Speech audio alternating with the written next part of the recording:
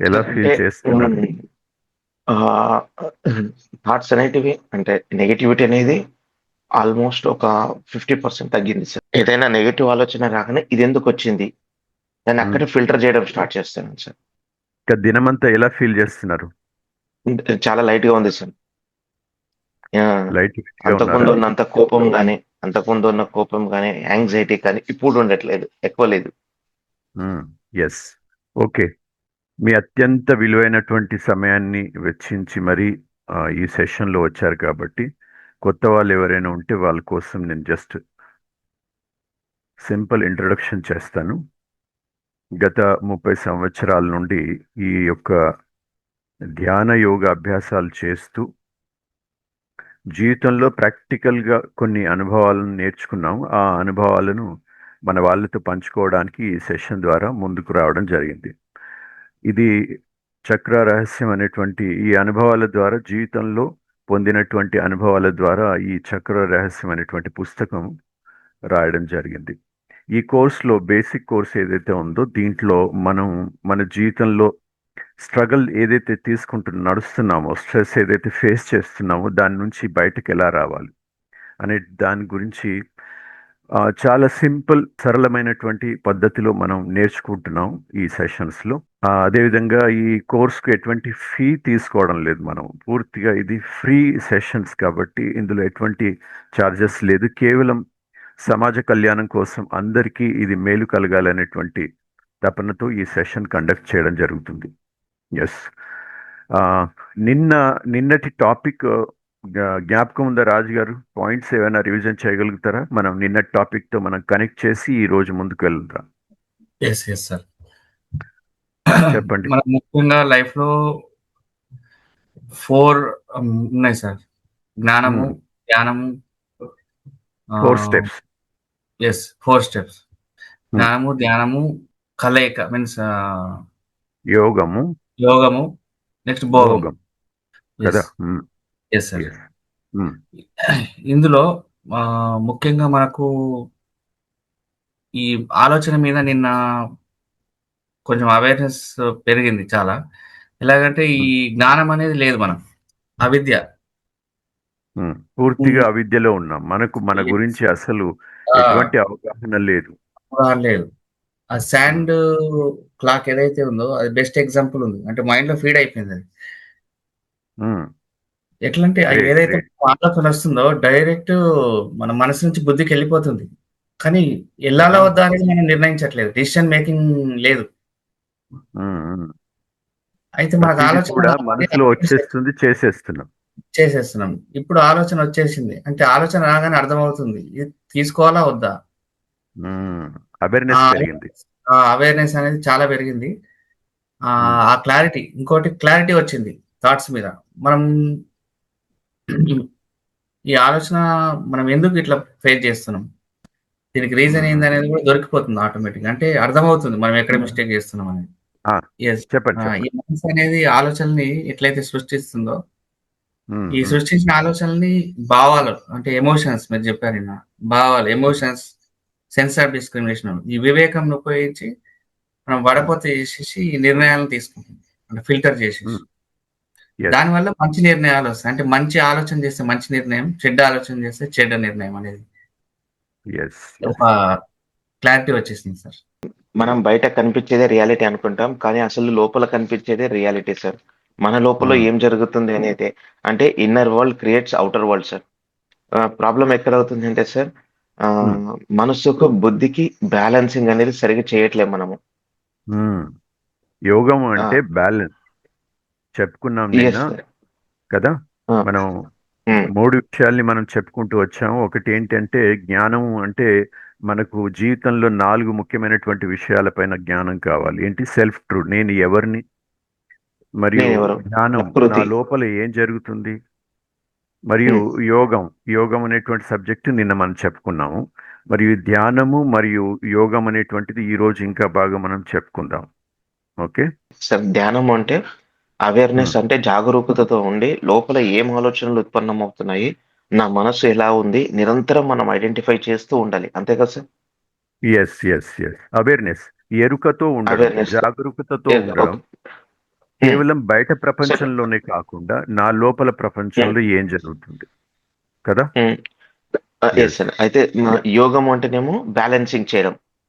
4 steps ఏవైతున్నాయో వాటి గురించి మనం చెప్పుకుంటూ వచ్చాము. ఒకటి జ్ఞానము, ధ్యానము కదా, జ్ఞానము నాలెడ్జ్, ధ్యానము మెడిటేషన్, ఆ తర్వాత యోగము, తర్వాత భోగం. ఈ 4 విషయాల్లో మనం నాలెడ్జ్ ఏదైతే తీసుకుంటున్నామో, నేను ఎవరు, అందులో ముఖ్యంగా 4 విషయాలపైన మనకు జ్ఞానం కావాలి. మన గురించి, సెల్ఫ్ మన గురించి, మరియు నేచర్ ప్రకృతి గురించి, మరియు యూనివర్స్ భగవంతుడు అనొచ్చు లేదా యూనివర్స్ అనొచ్చు. ఆ తర్వాత 4వది ఏదైతే ఉందో సొసైటీ గురించి, మన సమాజం ఎవరితో అయితే మనం ఉంటున్నామో. ఇవి 4 విషయాలు మనకు ఒక కారు యొక్క వీల్స్ లాగా. ఏ విధంగానైతే మనకు ఆ వీల్స్ క్లియర్ అంటే బాగా ఉంటే మనం ఈ కారును చక్కగా నడిపించవచ్చు. అదేవిధంగా జీవితంలో మనం ఈ 4గింటి గురించి చక్కగా తెలుసుకొని దాన్ని ఇంప్లిమెంట్ చేస్తే జీవితం కూడా సాఫీగా నడుస్తుందన్నమాట. ఇందులో ఏ ఒక్కటి కూడా ఇన్బ్యాలెన్స్ అయినా మనం ముందుకు వెళ్ళలేం. అయితే నాలెడ్జ్ తర్వాత మనకి ఏం పెరిగింది? అవేర్నెస్. నేను ఎక్కడ, ఎలా, ఏం చేస్తున్నాను, ఎందుకు చేస్తున్నాను అనేటువంటి క్లారిటీ స్పష్టంగా కావాలి. ఆ తర్వాత ఈరోజు మనం నేర్చుకోబోయేది యోగం. నిన్న దీంట్లో ఒక సబ్జెక్ట్ మనం తెలుసుకున్నాం. యోగం అంటే 2 అర్థాలు అని చెప్పేసి. ఒకటి సంతులనం, బ్యాలెన్స్. రెండవది కనెక్షన్, సంబంధం. ఈ 2 విషయాల గురించి చెప్పుకున్నాం. బ్యాలెన్స్ ముఖ్యంగా కావాల్సింది ఏంటి?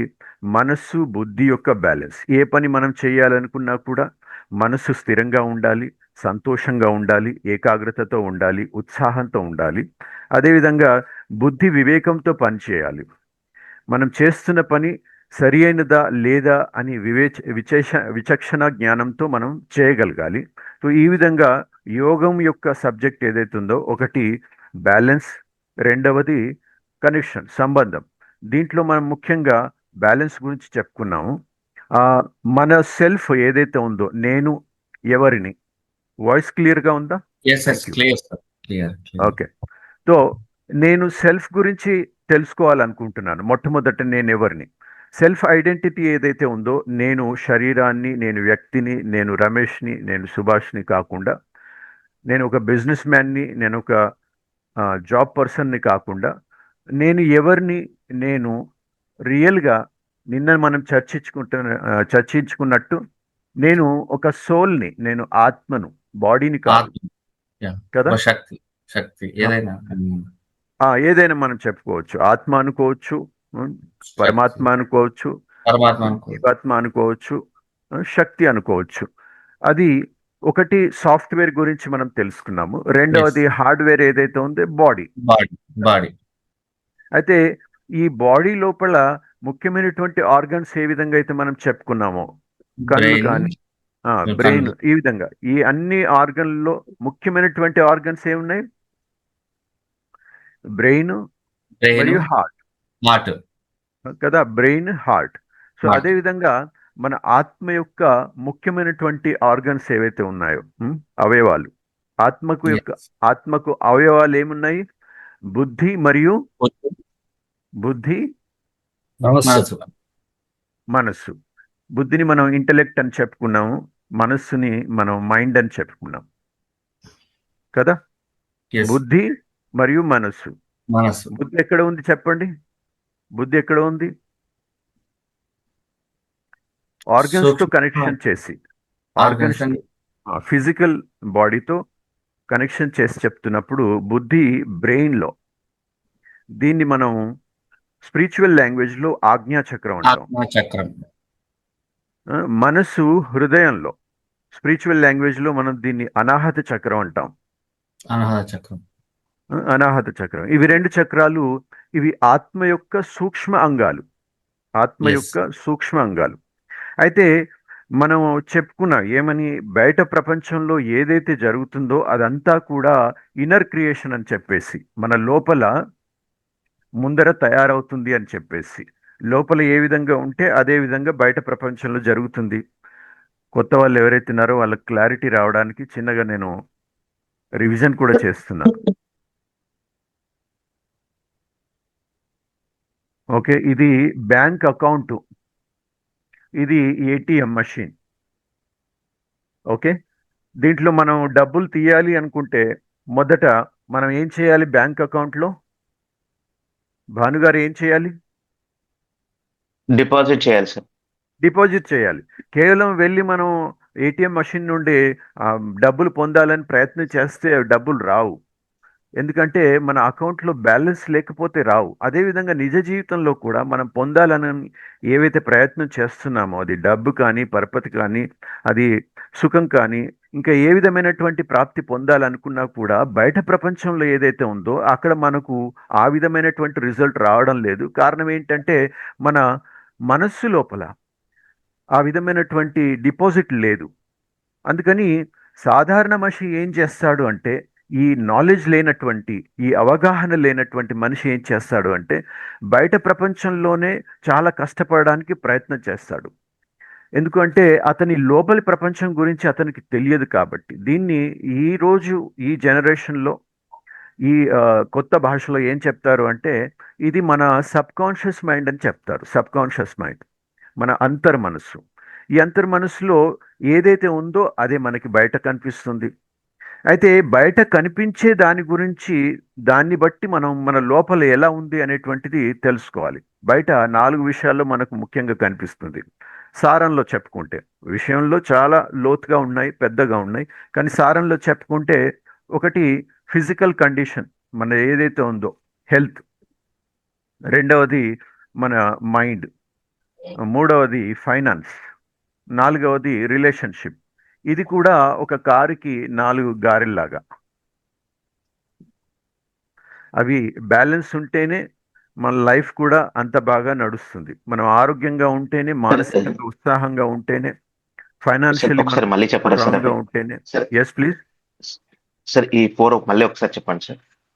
4 మనం చెప్పుకున్నాం కదా. ఒకటి శారీరక ఆరోగ్యం, మానసిక ఆరోగ్యం, మరియు ఆర్థికంగా నిండుగా ఉండడం, నా మరియు ఓకే సార్. రిలేషన్షిప్ కదా, సంబంధాలు.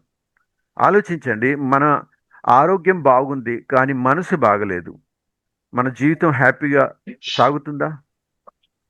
లేదా ఆర్థిక సమస్యలతో మనం కొట్టుమిట్టాడుతున్నాం. ఆరోగ్యం బాగుంది, మనసు బాగుంది, రిలేషన్షిప్ కూడా బాగుంది, మనం హ్యాపీగా ఉండగలుగుతాము? లేదా అన్నీ బాగున్నాయి కానీ ఆరోగ్యం బాగలేదు, ఎలా జీవిస్తాం చెప్పండి? సో ఇవి 4 చాలా ముఖ్యమైనటువంటివి అన్నమాట. ఏ విధంగానైతే మనం ఇల్లు కడతామో దానికి 4 స్తంభాలు, ఆ పునాది ఏదైతే మనం నిర్మిస్తామో, అదేవిధంగా మన జీవితం కూడా ఈ 4 విషయాలపైన ఆధారపడి ఉంది. అయితే ఇవి కనిపించేది బాహ్యంగా, బయట మనకు కనిపిస్తున్నాయి. అయితే ఒకవేళ మన రిలేషన్షిప్ పాడైపోతుంది, గొడవలు ఉన్నాయి ఇంట్లో, అండర్స్టాండింగ్ లేదు ఒకరి మధ్య ఒకరికి, దానికి సంబంధించి మనం ఎక్కడ పరివర్తన చేయాలి, ఎక్కడ కరెక్షన్ చేసుకోవాలి? మన లోపల. అదేవిధంగా ఫైనాన్షియల్లీ మనం చాలా ప్రయత్నం చేస్తున్నాం, సక్సెస్ దొరకట్లేదు. ఒక జాబ్ విడిచిపెట్టి ఇంకో జాబ్ చేస్తున్నాం, లేదా ఈ జాబ్ బిజినెస్ విడిచిపెట్టి ఇంకో బిజినెస్ చేస్తున్నాం. ఎన్నో ప్రయత్నాలు చేస్తున్నాం కానీ ఫైనాన్షియల్లీ మన గ్రోత్ లేదు, సక్సెస్ లేదు. దానికి సంబంధించి మనం మొదట ఇక్కడ డిపాజిట్ చెక్ చేసుకుంటాం. నా సబ్ కాన్షియస్ మైండ్లో దీనికి సంబంధించినటువంటి కరెక్షన్ నేను ఏం చేసుకోవాలి?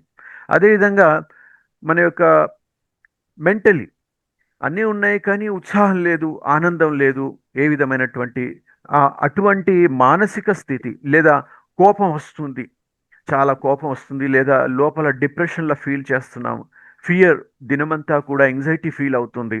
అటువంటి మానసిక స్థితి ఉంటే దానికోసం మన సబ్ కాన్షియస్లో, మన అంతర్మన లోపల వెళ్ళి దానికి సంబంధించినటువంటి ఎటువంటి కరెక్షన్ చేసుకోవాలి. అదేవిధంగా హెల్త్ పరంగా వివిధ రకాలైనటువంటి రోగాలు ఉన్నాయి. డయాబెటీస్ కానివ్వండి, బీపీ కానివ్వండి, క్యాన్సర్ కానివ్వండి, అస్తమా కానివ్వండి, ఇంకా వేరే ఏ విధమైనటువంటి డిసీజ్ కానీ, బ్యాక్ పెయిన్ కానివ్వండి, ఇదంతా కూడా అది రూట్ కాజ్లో వెళ్తే మనం ఇక్కడ పట్టుకోవచ్చు. ఎందుకంటే మొదటి రోజు, సెకండ్ రోజు కూడా మనం చెప్పుకున్నాం ఏ విధంగా అయితే ఒక చెట్టుకి దాని రూట్లో వెళ్తేనే మనం సొల్యూషన్ ఇవ్వగలుగుతాం. పైపైన ప్రయత్నం చేస్తే ఏమీ పొందలేం. అదేవిధంగా ఇది పైన ఉన్నటువంటి భాగం, ఇది లోపల ఉన్నటువంటి భాగం. అందుకని మనం వీటన్నింటికి రూట్లో కరెక్షన్ చేసుకోవాలి. దీన్ని మనం వివిధ రకాలుగా చెప్పుకున్నాము. కంప్యూటర్ ప్రింటర్ లాగా చెప్పుకున్నాము, బ్యాంక్ అకౌంట్ ఏటీఎం లాగా చెప్పుకున్నాము, ట్రీ లాగా చెప్పుకున్నాం. ఇవి మూలాలు, ఇవి చెట్టు యొక్క అవుట్పుట్ సార్ భాగాలు, ఫలాలు. సార్ ఇవి మూలాలు, ఆ, ఇవి ఫలాలు. ఫలాలపైన మనం ఫలాలను పరివర్తనం చేసుకోవాలి, కావాలనుకున్నట్లుగా పొందాలి అంటే మూలాలపైన మనం పని చేయాలి అని చెప్పేసి మనం చెప్పుకున్నాం. కానీ సాధారణంగా మనుషులు ఈ విషయంలో చాలా బోర్గా ఉంటారు. అంటే సెల్ఫ్ చెకింగ్ చేసుకోవడం, అంతర్ మనసులో ప్రవేశించి తనను తాను అర్థం చేసుకోవడం, ఇందులో బోరింగ్ చేసుకుంటారు. అంటే వాటిపైన శ్రద్ధ చూయించరు, బయట ఎక్కువగా ప్రయత్నం చేస్తూ ఉంటారు. దానికి కారణం ఏంటంటే తమ యొక్క అంతర్జగత్ ఏదైతే ఉందో దాని గురించి ఎవరి వద్ద కూడా స్పష్టమైన అవగాహన లేదు. చెప్తారు ఏమని అంటే ధ్యానం చేయండి, మెడిటేషన్ చేయండి, మీతో మీరు మాట్లాడుకోండి అని వివిధ రకాలుగా చెప్తారు. కాకపోతే సార్ ఆ యొక్క సార్ స్పష్టీకరణ, ఆ అవగాహన లేకపోవడం వల్ల ఏమైపోతుంది అంటే కేవలం బయటే మనం ప్రయత్నం చేస్తూ ఉన్నాం. దీని గురించి మనం ఈ విధంగా ఆ, నిన్నటి వరకు దాదాపుగా చెప్పుకున్నాం. అన్ని టాపిక్ కవర్ అయ్యాయా రాజు గారు? ఈ సార్ టాపిక్ కవర్ వచ్చింది. అయ్యాయి. ఒక చిన్న క్లారిటీ సార్. చెప్పండి చెప్పండి. సార్ ఇప్పుడు రిలేషన్షిప్ బాగలేదు అంటే మనం కరెక్షన్ చేయాల్సింది మనసులో కరెక్షన్ చేసుకోవాలి. ఉమ్, సో అట్లాగే ఫైనాన్షియల్ గా మనం హెల్తీగా లేము అంటే సబ్ కాన్షియస్ మైండ్ ని కరెక్షన్ చేసుకోవాలి. అవును. మానసికంగా ఆరోగ్యం లేము అంటే కోపం, డిప్రెషన్, యాంగ్జైటీ మన అంతర్మనస్సుని కనెక్షన్ చేసుకోవాలి. అదే శారీరక అవును. ఆరోగ్యం అంటే దాని రూట్ కాస్ ఎక్కడ ఐడెంటిఫై చేయాలి సార్? దాన్ని కూడా దాన్ని కూడా ఈ నాలుగింటిని సంబంధించి ఇదంతా కూడా మన అంతరాత్మలోనే జరుగుతుంది కదా. ఓకే. అంతరాత్మలోనే జరుగుతుంది కదా. లోపలి ప్రపంచము మన బయట ప్రపంచాన్ని డిజైన్ చేస్తుంది, నియంత్రిస్తుంది. దానిని అర్థం ఓకే. చేసుకోవడానికి మనం ఏం చేస్తున్నాము, నిన్న ఇంకా కాస్త లోతుగా మనం ముందుకెళ్ళాం. జ్ఞాపకం ఉందా నిన్నటి సబ్జెక్ట్ ఏం చెప్పుకున్నాం?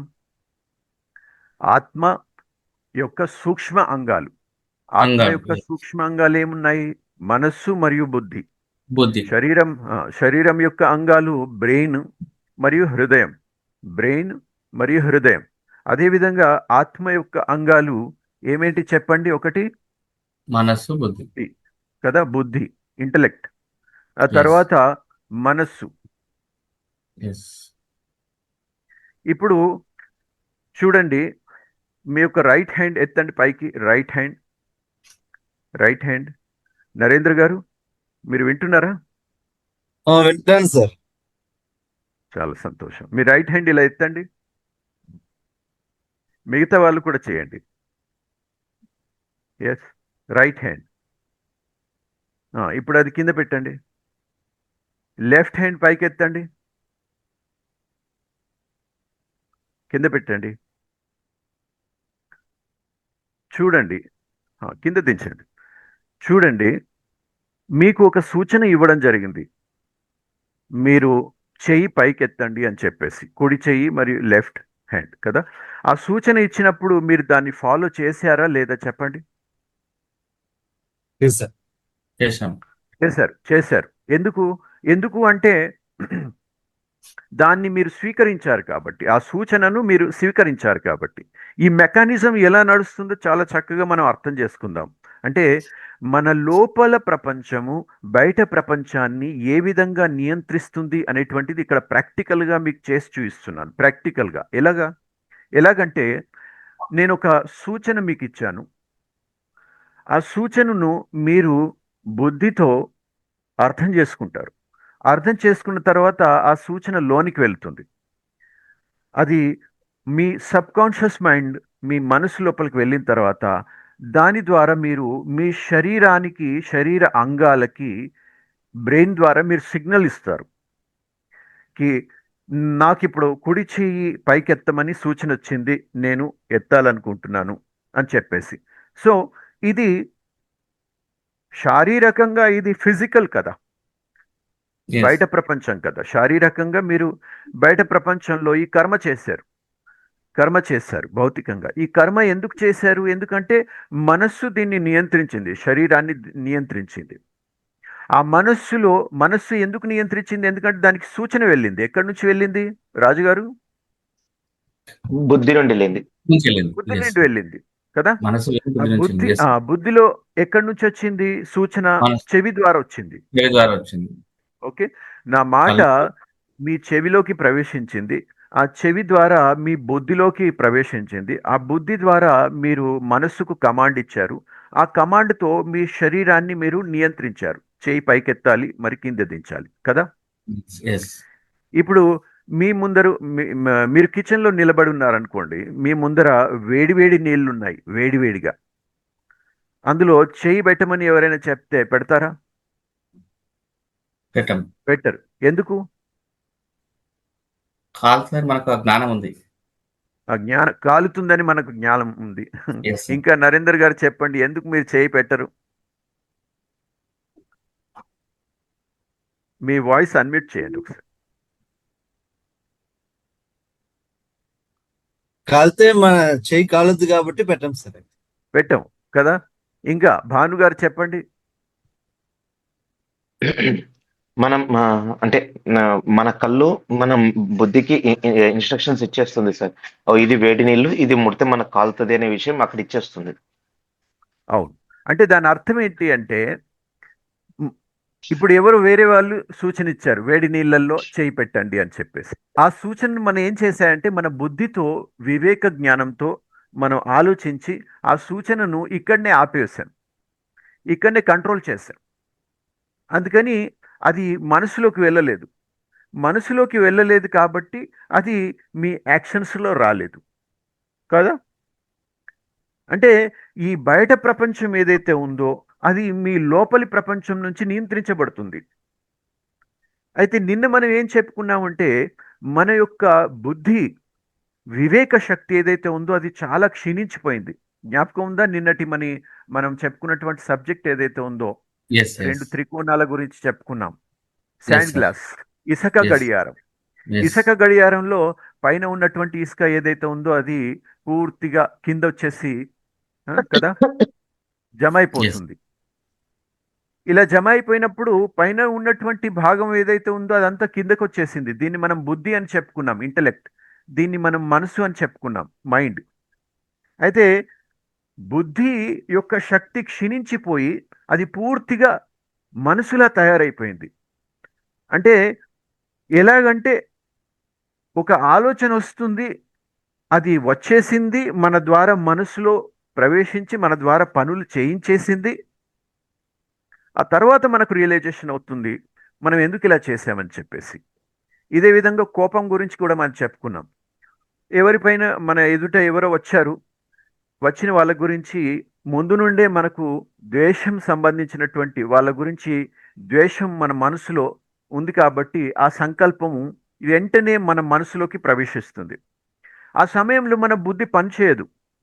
ఎదుట ఉన్న వ్యక్తికి నేను ఎలా సమాధానం చెప్పాలి అనేటువంటిది బుద్ధి, వివేకం పవర్ఫుల్గా లేకపోవడం వల్ల అది డైరెక్ట్గా ఏమైపోయింది, ఆ థాట్ అతని గురించి ముందు నుంచే ఉన్నటువంటి ఆ యొక్క ద్వేషం ఏదైతే ఉందో అది స్ట్రేట్గా మన మనసులోకి వచ్చేసి మన ఫిజికల్ యాక్షన్స్ ద్వారా, అంటే మన మాటలతో కానీ చేతలతో కానీ మనం రియాక్షన్ ఇచ్చేస్తున్నాం.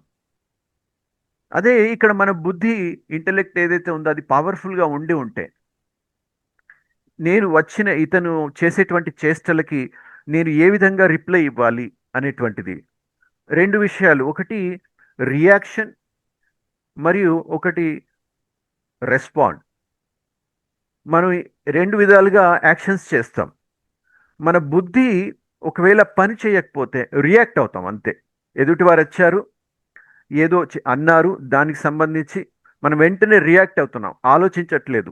బుద్ధి ద్వారా, వివేకం ద్వారా మనం ఆ విషయాన్ని అర్థం చేసుకోవడం లేదు. రెండవది రెస్పాన్స్ అంటే వచ్చిన వారు ఎవరు, వారి యొక్క స్థితి ఎలా ఉంది, నేను అతని ముందర ఎలా వాగాలి, ఎలా మాట్లాడాలి, ఎలా వ్యవహరించాలి అనేటువంటిది బుద్ధి ద్వారా మనం నిర్ణయం తీసుకొని మనసు ద్వారా అటువంటి ఇమోషన్ను ముందుకు పంపిస్తాం కాబట్టి మన యాక్షన్స్ కూడా ఆ విధంగా డిఫరెంట్గా ఉంటాయి.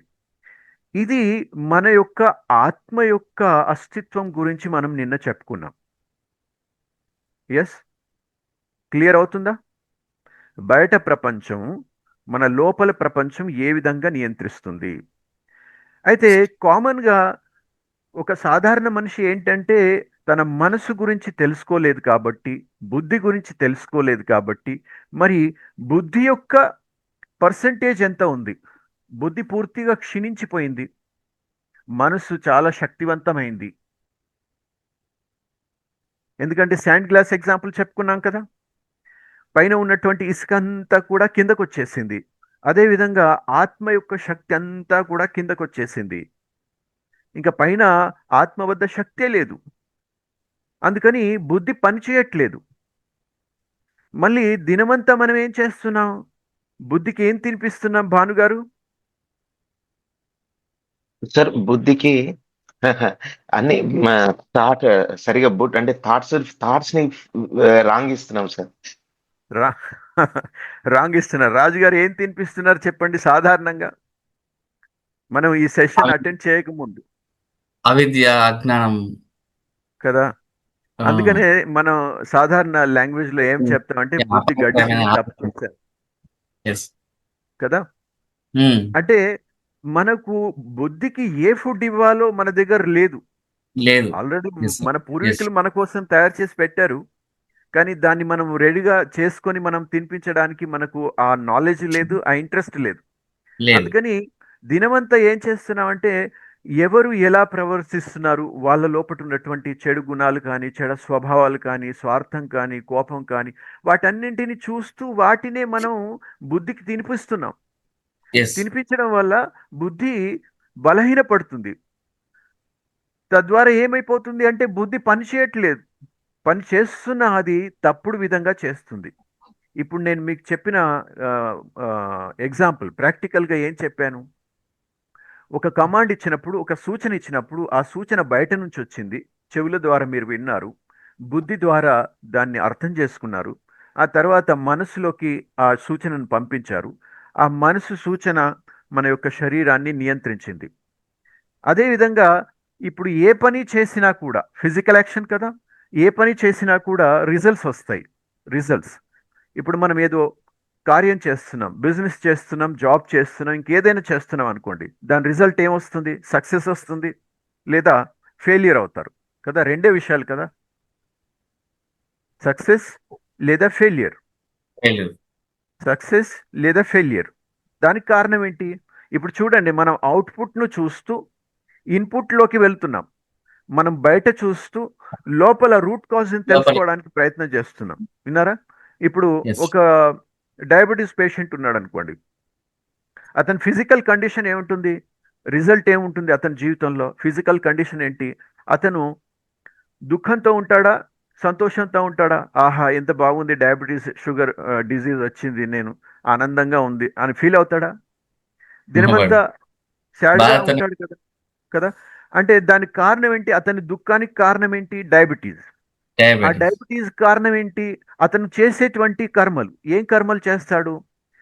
ఏదో తన యొక్క అలవాటు ఏదైతే ఉందో తినడంలో కానీ, లేదా లైఫ్ స్టైల్లో కానీ ఏవో తప్పులు చేస్తుంటాడు. మార్చుకోడు. డాక్టర్ వద్దన్నా, ఇంటి వాళ్ళు వద్దన్నా మళ్ళీ మళ్ళీ షుగర్ తింటూ ఉంటాడు, స్వీట్స్ తింటూ ఉంటాడు, దాంతో ఇంకా షుగర్ పెరుగుతూ ఉంటుంది.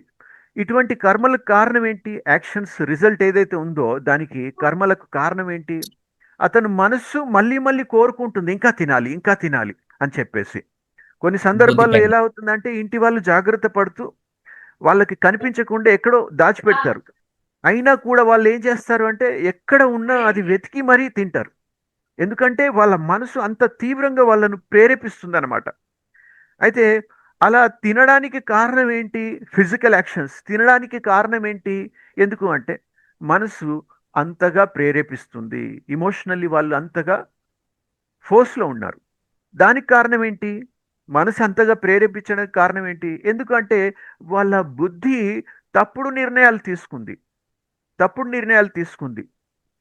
ఇది నువ్వు తప్పు చేస్తున్నావు, దీంతో నీకు నష్టం జరుగుతుంది ఇది చేయడం వల్ల అని చెప్పేసి తన బుద్ధి తన మనస్సుని నియంత్రించగలిగితే అతను ఎప్పుడు కూడా అలాంటి చేష్టలు అలవాట్లకు లోనవడు. అలా లోనవ్వకపోతే ఏమైపోతుంది? చక్కగా ఆరోగ్యంగా ఉంటాడు. ఆరోగ్యంగా ఉండడం వల్ల మంచి ఆనందాన్ని పొందగలుగుతాడు. ఈ విధంగా మనము బయట జరుగుతున్నటువంటి అనారోగ్యాలకు సంబంధించినది కానివ్వండి, ఇంకా వేరే ఏ విషయాలకు సంబంధించినవైనా కూడా వాటన్నింటికి ఫలాల నుండి మనము కర్మల ద్వారా, మన భావనల ద్వారా, మన నిర్ణయాల ద్వారా, మన లోపల నడిచేటువంటి ఆలోచనల ద్వారా ఇంతగా మనం అవేర్నెస్ మనం పెంచుకున్నప్పుడు మనతో ఎటువంటి తప్పు కూడా జరగదు. అయితే మనం మోస్ట్లీ ఏం చేస్తామంటే ఇక్కడ బయటే ఉంటాం. ఎందుకంటే మన లోపల ప్రపంచం గురించి మనకు అస్సలు తెలియదు కదా. లోపల భావనలు ఎలా నడుస్తున్నాయి, ఆలోచనలు ఎలా నడుస్తున్నాయి, నిర్ణయాలు ఎలా తీసుకుంటున్నాం, దాని గురించి మనకు తెలియదు. కాబట్టి ఏమైపోయింది, లోపల ఏం జరుగుతుందో అది మనకు తెలియదు కాబట్టి అదే మన బయట ప్రపంచాన్ని శాసిస్తుంది. అయితే ఈ జ్ఞానం ద్వారా మనం ఏం చేస్తున్నాము, మన యొక్క లోపలి ప్రపంచాన్ని గురించి అర్థం చేసుకుంటున్నాము మరియు అక్కడ నియంత్రించడానికి మనం ప్రయత్నం చేస్తున్నాము. దీని ద్వారా మన బయట జీవితం ఏదైతే ఉందో అది లోపల పూర్తిగా మనం నియంత్రిస్తాం. ఎస్, క్లియర్ అవుతుందా? Yeah, clear sir, clear. Raju గారు చెప్పండి. రాజు క్లియర్ గారు సార్, చెప్పండి, ఏమేమి క్లియర్. చెప్పుకున్నాం ఇప్పటి వరకు? మనకు రెండు విషయాలు సార్. ప్రస్తుతం అయితే మనకు జ్ఞానం లేఖనము ఉమ్, బయట ప్రపంచం నుంచి మనం ఆలోచనలు డైరెక్ట్ మనసులోకి వెళ్ళి బుద్ధి అని ఆలోచనలు నియంత్రించకుండా తప్పుడు పనులు చేస్తా ఉన్నాం. ఉమ్, బుద్ధి పని చేయట్లేదు ఆ స్థితిలో. హా, ఇప్పుడు జ్ఞానాన్ని తెలుసుకున్న తర్వాత మనకేం జరుగుతుంది, అసలు మన లోపల ఏం జరుగుతుంది, మన లోపల ఈ ఆత్మకున్న శక్తులు ఏంటివి, ఈ ఉమ్, శక్తుల్ని ఎట్లా వినియోగించుకోవాలి అనే జ్ఞానం అనేది తెలుసుకొని ఈ బుద్ధి, మనం ప్రతి ఒక్క ఆలోచన బుద్ధి ద్వారానే ఆపేస్తున్నాం. ఒక ఆలోచన రాగానే బుద్ధి దగ్గర ఆపేస్తున్నాం. ఆపేసి అది ఎందుకు వచ్చింది, దేనివల్ల వచ్చింది, దానికి అవసరమా, మనకి ఎంతవరకు ఉపయోగపడుతుంది అనేది తెలుసుకొని ఆ బుద్ధి నుండి మనసుకు ఆలోచన ఇచ్చేసి మనసుతో శారీరకంగా పనిచేసి సత్యమైన అంటే మంచి ఫలితాలను పొందగలుగుతాం. ఎస్. నరేందర్ గారు చెప్పండి, ఏం అర్థం చేసుకున్నారు మీరు? సార్, అన్నిటికీ మూలము బుద్ధి. అంటే రోజు మనం మంచి ఆలోచనలతో ఆలోచిస్తే మీరు చెప్పినట్టుగా బుద్ధి వస్తుంది. ఆ బుద్ధి ద్వారా మనస్సుని కంట్రోల్ చేసి బాహ్య ప్రపంచంలో మనకు వచ్చే వ్యాధులనే కాదు, ఇంటర్నల్ గా ఉన్న వాటిని కూడా మనం కంట్రోల్ చేయొచ్చు అనేది మెయిన్ ఉద్దేశం అని అనుకుంటున్నాను సార్. Wonderful, wonderful. భానుగారు ఏం అర్థమైంది చెప్పండి. సరే, ఏదైనా థాట్స్ కానీ ఏమైనా రాగానే ఆ, బుద్ధి ఫిల్టర్ చేయకుండా ఉండి అది మనసుకి వెళ్ళిపోయి మనసు నుంచి మన బాడీ పార్ట్స్ కి రెస్పాన్స్ వెళ్ళిపోయి అక్కడ యాక్షన్స్ రియాక్షన్స్ అనేవి జరుగుతున్నాయి సార్. కదా? సో ఎప్పుడైతే మన బుద్ధి మనస్సు బ్యాలెన్స్ జరుగుతుందో అప్పుడు ఇప్పుడు అదే డయాబెటీస్ పేషెంట్ కి షుగర్ చూడగానే వద్దు అనుకున్నాడు, ఇది మనకు బాడీకి పడదు అనుకుని ఆయన ఎప్పుడైతే చేస్తాడో అక్కడ ఆ రెండిటి బ్యాలెన్స్ జరిగి ఆయన ఆనందంగా ఉంటాడు. కానీ వాళ్ళ బుద్ధి పని చేయకపోవడానికి కారణం ఏంటి? బుద్ధి పని చేయకపోవడానికి కారణం వచ్చేసి ఆయన అవేర్నెస్ తో లేకుండా ఉండడం సార్. హా, ఎందుకు అవేర్గా లేడు? తెలుసుకోలేకపోతున్నారు కదా సార్. తెలుసుకోలేకపోతున్నారు. ఇంకా ముఖ్యమైనటువంటిది, బుద్ధికి ఏదైతే ఫుడ్ కావాలో జ్ఞానం కదా. జ్ఞానం లేదు. బుద్ధి అంటేనే Yes, sir. అర్థం ఏంటి? బుద్ధి అంటే అర్థం ఏంటి? జ్ఞానం. జ్ఞానం. మనం శరీరానికి భౌతికంగా ఫుడ్ ఏది ఇస్తున్నామో అది మనం రైస్ కావచ్చు, లేదా ఫ్రూట్స్ కావచ్చు, చపాతి కావచ్చు, అది మనం శరీరానికి ఫుడ్ ఇస్తున్నట్టుగా మన బుద్ధికి కూడా ఫుడ్ ఇవ్వాలి కదా, ఆహారం ఇవ్వాలి కదా. ఆ ఆహారం ఏదైతే మన భగవద్గీత కానీ, వేదాలు కానీ, ఉపనిషత్ కానీ, ఇవన్నిట్లో ఉన్నటువంటి అసలైన ఆహారము బుద్ధి. ఆ తెలివి మన జీవితంలో మనం తీసుకురావడం లేదు. అందుకని బుద్ధి ఏం చేస్తుంది అంటే బయట వాళ్ళల్లో ఉన్నటువంటి లోపాలను, దోషాలను చూస్తూ అదే విధంగా మన బుద్ధి పనిచేస్తుంది. అందుకనే రిజల్ట్ అలా రావడం లేదు. ఇప్పుడు మన జీవితంలో అన్ని దుఃఖాలకు కారణం ఏంటి? ఈ భగవద్గీత యొక్క శ్లోకం ద్వారా మనం తెలుసుకుందాం. మీరు నేను పీపీటీ షేర్ చేశాను, కనిపిస్తుందా? Yes, sir. కనిపిస్తుంది సార్. ఏ శ్లోకం ఉంది? ధ్యాయతో విషయాన్ పుంసః సంగస్తేషు ఉపజాయతే సంగాత్ సజ్జాయతే కామాత్ కామాత్ క్రోధోభిజాయతే. అంటే ధ్యానము, మనిషి లోపల చింతన చేస్తూ ఉన్నాడు. ఏం చింతన చేస్తున్నాడు? అన్ని చెడు చింతన కానీ లేదా విషయ జగత్తు గురించి చింతన చేస్తూ ఉన్నాడు. కానీ అతనికి తెలియదు నేనేం చేస్తున్నాను ఓకే. ఇంటర్నల్. ఇప్పుడు ఒక ఆహా. మనిషి జీవితంలో ఎవరినైనా అవమానించారనుకోండి, అతని లోపల ఏం చేస్తూ ఉంటాడు? ఆ అవమానాన్ని ఫీల్ చేస్తూ ఉంటాడు, దుఃఖపడుతూ ఉంటాడు, ఆలోచిస్తూ ఉంటాడు. సో ఆ విధంగా చేసినప్పుడు చింతన మళ్ళీ మళ్ళీ జరుగుతున్నప్పుడు బయట ప్రపంచం గురించి ఆ మెల్లిమెల్లిగా ఆ విషయాలపైన అటాచ్మెంట్ పెరుగుతూ ఉంటుంది. ధ్యాయత, చింతన చేయుట, విషయాన్ని ఇంద్రియ విషయములు అంటే భౌతిక ప్రపంచం గురించి ఎంతగా ఆలోచిస్తూ ఉంటారో వాటి పట్ల అటాచ్మెంట్, మమత్వము పెరిగి మెల్లిమెల్లిగా కోరిక పెరుగుతుంది. కోరికలు, ఆ కోరికలు వేరే విషయాన్ని క్రియేట్ చేస్తాయి. అదేంటి? కోపం. కోపం. కోపం. ఆ కోపానికి మూల కారణం ఏంటి? కోరికలు. ఎప్పుడైతే మన జీవితంలో కోపం వచ్చేస్తుందో అప్పుడు ఏమవుతుంది? చాలా పెద్ద నష్టం అవుతుంది. అదేంటి అంటే 2వ శ్లోకం, అంటే 63వ శ్లోకం. ఇది 2వ అధ్యాయంలో 62వ శ్లోకం.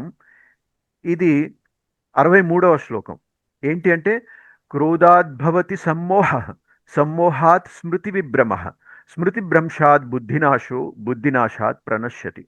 ఎప్పుడైతే కోపం వస్తుందో అప్పుడు బుద్ధి పనిచేయదు. ఎందుకంటే మనం పూర్తిగా సమ్మోహితం అయిపోతాం. ఆ సందర్భంలో, ఆ పరిస్థితిలో మనల్ని మనం మరిచిపోయి కోప్పడుతున్నప్పుడు మన బుద్ధి పనిచేయదు.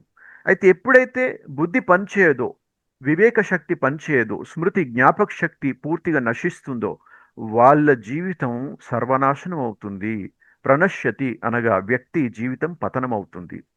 ఈ విధంగా మనం మొన్నటి వరకు కూడా ఇదే చెప్పుకున్నాం. ఏంటి అంటే ఏమేం జరుగుతుంది రియాక్షన్ ద్వారా, యాక్షన్ ద్వారా మనం ఎలా ప్రవర్తిస్తున్నాం అనేటువంటిది. ఇప్పుడు దీనికి సంబంధించి ఇప్పుడు ఇక్కడ మనం తెలుసుకోవాల్సింది ఏంటి? 2 ప్రపంచాలు ఉన్నాయి కదా. ఒకటి లోపల ప్రపంచం మరియు చెప్పండి ఇంకోటి బయట బయట ప్రపంచం. ప్రపంచం బయట కదా. బాహ్య. ఇక్కడ Yes. స్థలం ఉంది, చెప్పుకోవచ్చు. ఎస్. ఒకటి లోపల ప్రపంచం, ఇన్నర్ వరల్డ్. ఇంకొకటి అవుటర్ వరల్డ్.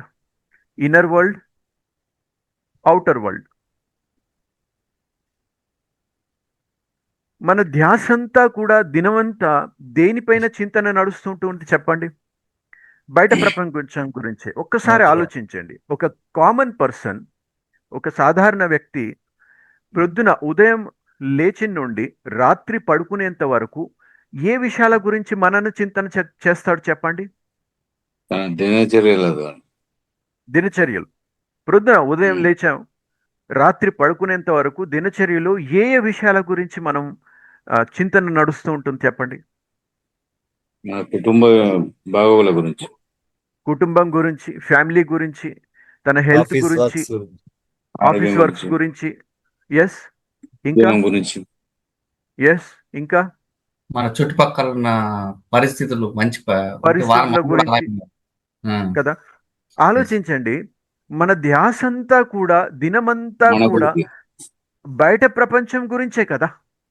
అవును, బయట మన గురించి కానీ లేదు. లోపల ఉన్నటువంటి తన అస్తిత్వం గురించి, తన ఆత్మ గురించి కనీసం ఒక 5 నిమిషాలైనా కూర్చొని మననం చేయడం, ఆలోచించడం, దాని గురించి చేస్తున్నాడా? చేయట్లేదు. చేస్తలేదు. అయితే ఇదే ఈ శ్లోకంలో మనం చెప్పుకున్నాం. ధ్యాయతో విషయాన్ పుంస. ఏదైతే విషయ జగత్తు గురించి మననం చేస్తూ ఉంటాడో మనిషి, మళ్ళీ మళ్ళీ ఆ విషయాలతో అటాచ్మెంట్ పెరిగిపోతుంది. అటాచ్మెంట్ పెరగడం వల్ల ఏమైపోతుంది? అవి స్ట్రాంగ్ కోరికలుగా మారుతాయి. ఆ కోరికల ద్వారా కోపం నిర్మాణం అవుతుంది. ఆ కోపం ద్వారా మనసు సమ్మోహితుడైపోతాడు మనిషి. తన బుద్ధి పనిచేయదు. అయితే ఈ ప్రపంచంలో ఎవరి బుద్ధి అయితే పని చేయదో వాళ్ళ జీవితం సర్వనాశనం అవుతుందని ఆ శ్లోకంలో భగవంతుడు చెప్పాడు. అయితే మన వాస్తవం. ముఖ్యమైనటువంటి అంగాలు ఏం చెప్పుకుంటున్నాము? బుద్ధి, మనస్సు. అయితే మనకు ఏ పని చేయాలనుకున్నా కూడా సరి అయిన నిర్ణయం తీసుకోవాలి ముందు. Result Yes. రాంగ్ వచ్చాయి అంటే దాని అర్థం ఏంటి? రిజల్ట్ రాంగ్ వచ్చాయి ఏంటి? మనం ఏదైనా పని చేసాము, ఏది చేసినా కూడా దాంట్లో ఒకటి ఫలితం బాగొచ్చింది అంటే అక్కడ మనము ఫెయిల్యూర్ అవుతాము లేదా సక్సెస్ అవుతాం. 2 విషయాలు. సక్సెస్ అవుతాము లేదా ఫెయిల్యూర్. సక్సెస్ అయ్యామంటే మనకు హ్యాపీనెస్ దొరుకుతుంది, ఫెయిల్యూర్ అయ్యామంటే మనకు దుఃఖం దొరుకుతుంది. మన హ్యాపీనెస్ కారణం ఏంటి? సక్సెస్ కారణం ఏంటి? మనం ఆ విధమైనటువంటి నడవడిక కర్మలు చేశాం. ఆ కర్మలకు కారణం ఏంటి? మన యొక్క భావనలు, మన భావన. ఎమోషన్స్. మన ఎమోషన్స్ కారణం ఏంటి? మనం తీసుకున్నటువంటి సరి అయిన నిర్ణయాలు. ఆ నిర్ణయాలకు కారణం ఏంటి? మన లోపట వచ్చినటువంటి ఆలోచనలు. సో ఈ విధంగా ఈ ప్రాసెస్లో మనకు సక్సెస్ దొరికింది కాబట్టి సంతోషం వచ్చింది. అదేవిధంగా దుఃఖం వచ్చింది అనుకోండి, ఫెయిల్యూర్ అయిపోయాం, ఏదైనా చేసాం దాంట్లో మనం సక్సెస్ కాలేదు, ఫెయిల్యూర్ అయిపోయాం, మనం దుఃఖపడుతున్నాం. ఆ దుఃఖానికి కారణం ఏంటి? ఫెయిల్యూర్ ఎందుకు వచ్చింది? ఎందుకంటే ఆ విధమైనటువంటి యాక్షన్స్ చేసాం, కర్మలు చేసాం. ఆ కర్మలు ఎందుకు చేసాం? ఎందుకంటే ఆ విధమైనటువంటి ఎమోషన్స్కి మనం వశమైపోయాం. దానికి కారణం ఏంటి? మనం అలాంటి తప్పుడు నిర్ణయాలు తీసుకున్నాం. దానికి కారణం ఏంటి? అలాంటి ఆలోచనలు వచ్చాయి. సో ఈ విధంగా మనం రూట్కు వెళ్ళి అక్కడ తెలుసుకున్నప్పుడు, దానిని నియంత్రించినప్పుడు మన జీవితంలో మనం అనుకున్నట్లుగా అవుట్పుట్ తీసుకురావచ్చు. దీనికోసం ఈ యొక్క పర్సనాలిటీ మన అంతరికంగా మన యొక్క వ్యక్తిత్వాన్ని మనం అర్థం చేసుకుంటేనే అప్పుడు బయట ప్రపంచం క్లియర్ అవుతుంది. ఇక్కడ మనం అదే చెప్పుకుంటున్నాం. దినమంతా మనం బయట విషయాల గురించే ఆలోచిస్తున్నాం, కానీ మన లోపల విషయాల గురించి మనం ఆలోచించుకోవట్లేదు. కాబట్టి చేంజెస్ రావట్లేదు. ఏ విధంగానైతే ఒక వ్యవసాయదారుని యొక్క ఎగ్జాంపుల్ తీసుకుందాం. ఇప్పుడు ఒక వ్యక్తి తనకు ఈ ఈ సమయంలో ఆ, వరిని పండించాలి అని అనుకున్నాడు అనుకోండి. ఒక ఎకరం భూమి ఉంది, దాంట్లో వరి సాగు చేశాడు, పంట వచ్చేసింది, దాన్ని కట్ చేసేసాడు. ఇప్పుడు మళ్ళీ అతను అనుకుంటున్నాడు దాంట్లో ఏం వేయాలి? గోధుమలు. ముందు వరి వేశాడు, ఇప్పుడు గోధుమలు. దానికోసం ప్రాసెస్ ఏముంటుంది చెప్పండి? మొదట అతను ఏం చేస్తాడు? ల్యాండ్ చేసుకోవాలి. ల్యాండ్ క్లీన్ చేసుకోవాలి కదా. ముందు బియ్యం తీసిన తర్వాత, వరి తీసిన తర్వాత ఆ భూమి ఏదైతే ఉందో అదంతా క్లీన్ చేసి మళ్ళీ కొత్త బీజాలు అతను వేస్తాడు, కొత్త పంట కదా. ఎందుకు అంటే అతనికి ఆ ప్రాసెస్ తెలుసు. ఆ పంట మొదట వచ్చిన తర్వాత దాన్ని క్లీన్ చేసి వేరేది వేయాలి అని చెప్పేసి. అలా కాకుండా కేవలం పంట కోసేసి మళ్ళీ దున్ని అందులో గోధుమలకు సంబంధించినటువంటి పంట వేసేసాడు అనుకోండి, ఏమవుతుంది? భూమి పూర్తిగా క్లీన్ చేయలేదు. అప్పుడు ఏమవుతుంది?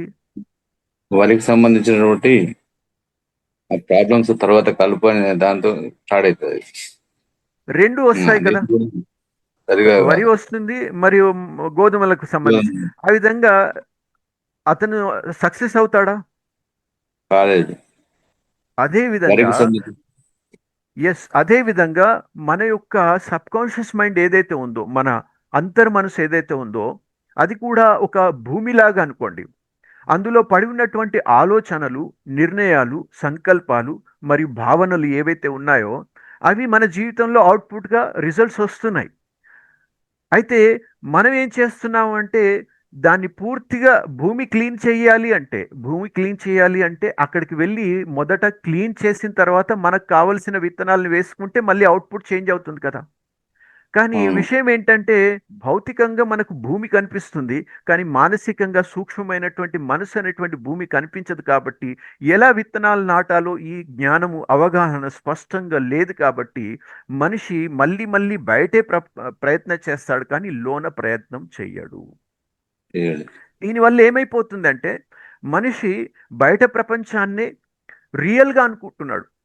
బయట ఏవైతే ఉందో ధనము, ఐశ్వర్యము, సంతోషం, సక్సెస్ ఇవే రియల్గా ఉన్నాయి అని భ్రమించిపోయి ఏమైపోతున్నాడు అంటే తనను తాను హీనంగా చూసుకుంటున్నాడు. తనలో ఇంకా శక్తి లేదు, నేనేమి చెయ్యలేను, నేను ఏది సాధించలేను అనే విధంగా తనను తాను హీనంగా చూసుకుంటూ తన శక్తిని దుర్వినియోగపరుచుకుంటున్నాడు. దీంట్లో రెండు విధాలుగా తనను తాను నష్టపరుచుకుంటున్నాడు. ఏంటంటే బయట కనిపించేటువంటి విషయాల గురించి ఎక్కువగా ఆలోచిస్తూ తన శక్తిని అంతా కూడా నష్టపరుచుకుంటున్నాడు. రెండవది, ఇతరులను చూస్తూ తనను తాను పోల్చుకుంటూ ఉంటాడు.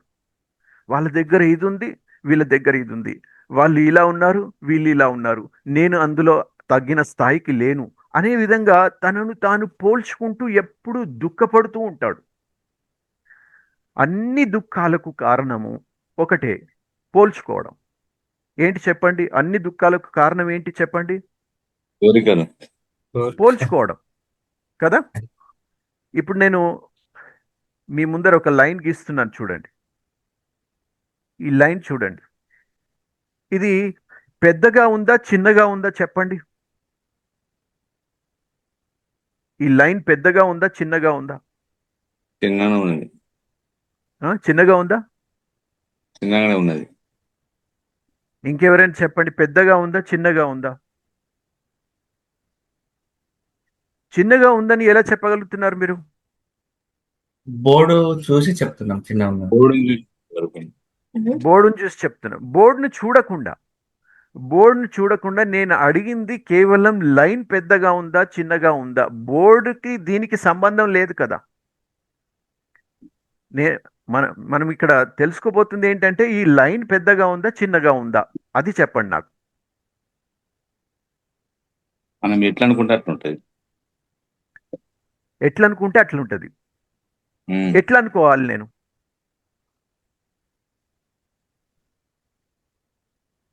ఎట్లా అనుకోవాలి? ఒకరితో పోల్చినప్పుడు అంటే ఇంకో లైన్ గీసినప్పుడు మాత్రం పోల్చుకోవచ్చు. Great great great. ఇంకొక లైన్ మనము దీని కింద కానీ పైన కానీ గీసినప్పుడు అప్పుడు మనము దీన్ని చెప్పగలుగుతాం ఇది చిన్నగా ఉందా పెద్దగా ఉందా అని చెప్పేసి. దీంతో పోల్చినప్పుడు ఇది పెద్దగా ఉంది, దీంతో పోల్చినప్పుడు ఇది చిన్నగా ఉంది.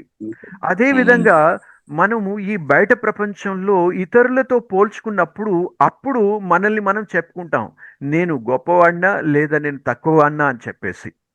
కానీ ఎప్పుడైతే మనము ఇది ఏదైతే తెలుసుకున్నామో ఏంటి, నిన్న రెండు రియాలిటీ గురించి తెలుసుకున్నాము. ఒక నిమిషం, రెండు రియాలిటీ గురించి తెలుసుకున్నాము. సెల్ఫ్, నాలుగు విషయాల గురించి మనం నాలెడ్జ్ తీసుకుంటున్నాం కదా. నాలుగు విషయాల గురించి. ఒకటి సెల్ఫ్, జ్ఞానం, నేనెవరిని. ఎవరిని, రెండవది నేచర్. నేచర్, మూడవది యూనివర్స్, యూనివర్స్. యూనివర్స్, నాలుగవది సొసైటీ. కదా, సొసైటీ. జ్ఞాపకం ఉందా? Yes sir. అయితే ఇందులో నేను ఎవరు అనేటువంటి విషయాన్ని శ్లోకాలతో సహా మనం అర్థం చేసుకున్నాం. నేను ఆత్మను. ఎస్ నా ఆత్మ. ఆత్మ లోపల మనస్సు బుద్ధి అనేటువంటి రెండు అంగాలు ఉన్నాయని మనం తెలుసుకున్నాం. Yes sir. ఇప్పుడు నేచర్ గురించి మనం తెలుసుకుందాం. నేచర్, ప్రకృతి. ఈ ప్రకృతి ఏదైతే పంచతత్వాలతో తయారై ఉందో Yes. ఆ పంచతత్వాల యొక్క ప్రకృతి నిరంతరంగా పరివర్తన చెందుతూ ఉంది. నిన్న ఉన్నట్టుగా ఈ రోజు ఉందా? లేదు. లేదు. 10 సంవత్సరాల కింద ఉన్నట్టుగా ఈ రోజు ఉందా? లేదు. లేదు. నిరంతరం చెందుతూ ఉంది. అలా చెందుతూ ఉన్నటువంటి ఈ యొక్క ప్రకృతిని భ్రమ ప్రపంచము అని చెప్తారు. ఇల్యూజన్ వరల్డ్, భ్రమ ప్రపంచం. మరియు మన యొక్క ఆత్మ, అంతరాత్మ యొక్క అస్తిత్వం ఏదైతే ఉందో దానిని బ్రహ్మ ప్రపంచం అని చెప్తారు. బ్రహ్మ జగత్తు అని వినుంటాం కదా. అవును. బ్రహ్మ జగత్తు నుండి వచ్చినటువంటి ఆత్మ యొక్క అస్తిత్వము అసలైనది, సత్యమైనది. ఈ మాయా జగత్ ఏదైతే ఉందో, ఔటర్ వరల్డ్, ఇదేదైతే ఉందో ఇది అసత్యమైనది, భ్రమ జగత్తు అంటే ఇల్యూజన్. ప్రతి చోట మనం భ్రమింపబడతాం, సమ్మోహితులం అవుతాం. అయితే ఇది చేంజ్ అవుతూ ఉంది కదా. చేంజ్ అవుతున్నప్పుడు సమస్య ఎక్కడ, ఏ విధంగా మన జీవితంలో స్ట్రెస్, ఒత్తిడి మన జీవితంలో పెరుగుతుంది, దీనికి కారణం ఇక్కడ మనం తెలుసుకుందాం. ఇప్పుడు ఏదైతే భూమి ఉందో ఈ భూమి లోపల జనసంఖ్య పెరుగుతూ ఉన్నారు, అవునా కాదా? అవును. 10 సంవత్సరాల కింద, 50 సంవత్సరాల కింద జనసంఖ్య చాలా తక్కువగా ఉండేది, ఈరోజు పెరుగుతూ ఉన్నారు. ఇప్పుడు ఇంకా 10 సంవత్సరాలకి ఇప్పుడు దాదాపు ఎంతమంది తెలుసా? పూర్తి భూమి పైన ఎన్ని కోట్ల మంది ఉన్నారో తెలుసా? 300 నుంచి 400 crores పాపులేషన్ ఉంటుంది. మీరు ఇంటర్నెట్లో సెర్చ్ చేయండి. దాదాపు 850 కోట్ల మంది ఉన్నారు. 850 కోట్ల మంది పూర్తి పబ్లిక్ ఈ సృష్టి పైన ఉన్నారు. ఇప్పుడు దీంట్లో ఎవరైతే కొత్తగా పెళ్లి చేసుకొని నవయువకులు ఉంటారో వాళ్ళు మళ్ళీ పిల్లల్ని కంటారు. ఆ విధంగా ఫాస్ట్గా ఒక 5-10 సంవత్సరాల్లో, 15 సంవత్సరాల్లో మళ్ళీ ఎంతగా పెరుగుతుంది చెప్పండి? దాదాపు రెట్టింపు. కదా? ఉమ్, ఆలోచించండి. ఇప్పుడు మనము ఒక 1 బిహెచ్కే తీసుకుంటే దాని రెంట్ ఎంత, అది మన ప్రైస్ ఎంత ఉంది? ఒక 1 బిహెచ్కే సిటీలో కానీ మన నార్మల్ విలేజ్లో తీసుకున్నా కూడా అది 10 సంవత్సరాల కింద 20 సంవత్సరాల కింద ఎంతలో దొరికేది? అంటే ఎంతగా పెరిగిపోయింది. దానికి కారణం ఏంటి? ధరలు పెరిగిపోవడానికి లేదా సమస్యలు పెరగడానికి ముఖ్య కారణం ఏంటంటే జనసంఖ్య పెరుగుతున్నారు. జనాభా. జనసంఖ్య పెరగడం తప్పు కాదు. ఎప్పుడు తప్పు కాదు? ఎప్పుడంటే పృథ్వీ కూడా పెరిగితే, పృథ్వీ సైజ్ పెరగదు. కూడా పెరిగి ఉంటే బాగుండేది కదా. ఎందుకంటే అన్నీ అలాగే మనకు చాలా తక్కువ రేట్లో దొరికేవి. కానీ పృథ్వీ సైజ్ పెరుగుతుందా? పెరగదు. పెరగదు. కానీ జనసంఖ్య పెరుగుతున్నారు, అవసరాలు పెరుగుతున్నాయి, సమస్యలు పెరుగుతున్నాయి. ఇటువంటి సమయంలో మనమేం చేస్తున్నామంటే మన ఇంటర్నల్ పర్సనాలిటీ గురించి మనకు అవగాహన లేకపోవడం వల్ల మనము బయట ప్రయత్నం చేస్తున్నాం, కానీ మన స్కిల్స్ని డెవలప్ చేసుకోవడానికి, మన అలవాట్లను మార్చుకోవడానికి మనం ప్రయత్నం చేయడం లేదు. బయట మనం బ్రతకాలి అంటే పెరుగుతున్న అవసరాలకు తగ్గట్టు, పెరుగుతున్న ధరలకు తగ్గట్టు మన జీవితంలో కూడా మనం సంపాదించాలి కదా. అలా సంపాదించాలి అంటే మన స్కిల్స్ని డెవలప్ చేసుకోవాలి, మన అలవాట్లను మార్చుకోవాలి, కొత్త కొత్తవి నేర్చుకోవాలి, డెవలప్ చేసుకోవాలి. అంటే పాత అలవాట్ల నుంచి మనం బయటకు రావాలి. కానీ మన దినమంతా కూడా మన సమయము మరియు శక్తి, మోస్ట్లీ కామన్ పర్సన్ యొక్క శక్తి అంతా కూడా దేంట్లో వృధా చేస్తున్నాడు చెప్పండి? పనికిరాని ఆలోచనలు. దేంట్లో మొబైల్ దేంట్లో వృధా చేస్తున్నాడు? Mobile social media. మొబైల్ చెప్పొచ్చు, సోషల్ మీడియా అని చెప్పొచ్చు. ఇంకా ఇంకా ఏ విషయాల్లో వృధా చేసుకుంటున్నాడు తన దగ్గర ఉన్నటువంటి సమయాన్ని?